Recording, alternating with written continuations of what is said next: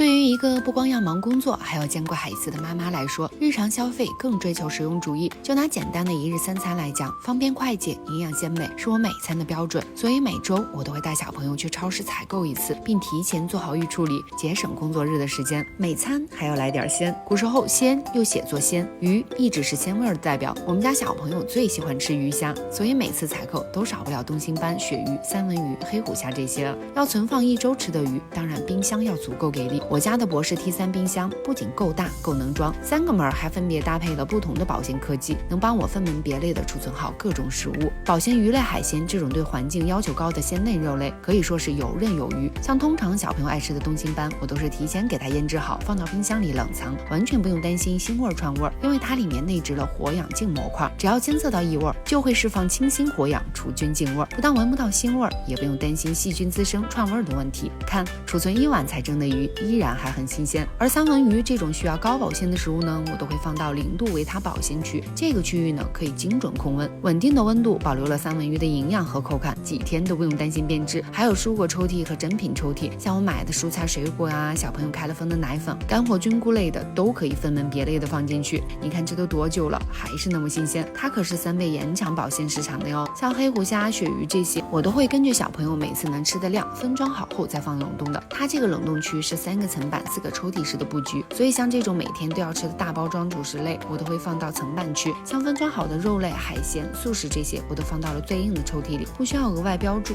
拿取也省事多了。这个冰箱的冷冻力很强，开启速冻模式，急速低温锁住了鱼的水分和营养，宝宝吃起来也更安心。所以选家电一定要选能切合生活需求又能提高生活品质的。这台博士 T3 对开3门冰箱，既满足了日常保鲜需求，又能还原鱼肉的鲜美，做到了3门藏鲜，带给我不一样的新鲜体验，真的是我理想生活的好帮手了。